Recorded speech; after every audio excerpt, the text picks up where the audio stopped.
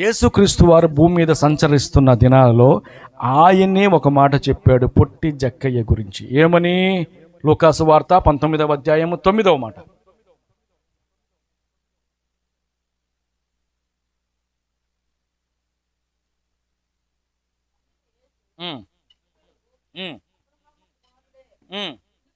ఎందుకనగా నేడు ఈ ఇంటికి సార్ పొట్టి జక్కయ్య గురించి యేసుక్రీస్తు వారు చెప్పిన మాట. ఇతడు కూడా అబ్రహాము. సార్ నేను చెప్పానా ప్రభు చెప్పాడా? ఇప్పుడు నేను చెప్తున్నాను సార్, నీవు కూడా అబ్రహాము, సార్ కూడా అబ్రహాము, ఈ సార్ కూడా అబ్రహాము. ప్రభువే చెప్పాడు అది. మనం అబ్రహాము సంతానమైనప్పుడు, అబ్రహాము వారసులమైనప్పుడు అబ్రహాముకు సంబంధించిన ఆశీర్వాదాలు మనకు ఉండాలా ఉండకూడదా? మరి నీ ఇంటిలో అవి కనిపిస్తున్నాయా?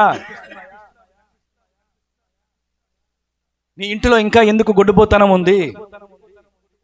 నీ సంతానాన్ని ఏం చేస్తానన్నాడు ఆయన? మరి నీతో ఎందుకు ఆగిపోవాలి అది?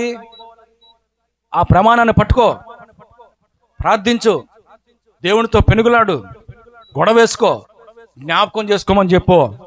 యేసయ్యా నువ్వు చెప్పావు ఏమని?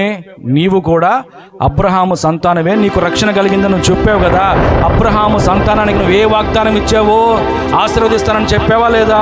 నన్ను ఆశీర్వదించంతే, నన్ను ఆశీర్వదించంతే, నన్ను ఆశీర్వదించంతే. నువ్వేం చేస్తావో నాకు తెలియదు. 26లో నేను ఆశీర్వదించబడాలా, నా అప్పులన్నీ కొట్టివేయబడాలా, నా రోగములన్నీ కొట్టివేయబడాలా. నువ్వు చెప్పిందే నేను చెప్తున్నా, నువ్వు చెప్పిందే నేను చెప్తున్నా, నువ్వు చెప్పిందే నేను చెప్తున్నా. నువ్వు ప్రమాణం చేసావు, నీ మాట వెనక్కి తీసుకోవు. నువ్వు మాట తప్పేవాడివి కానే కాదు. నా ఇంటిలో గొడ్డుపోతనం ఉండకూడదు, గొడ్రాలతనం ఉండకూడదు. నువ్వేం చేస్తావో నాకు తెలియదు. నీ సంతానం ఆకాశ నక్షత్రాల వలె ఉంటుందని నువ్వు మాట ఇచ్చావు. ఆ మాట ప్రకారం 26లో యేసు నామములో నీ గర్భ ఫలము తెరవబడునుగా.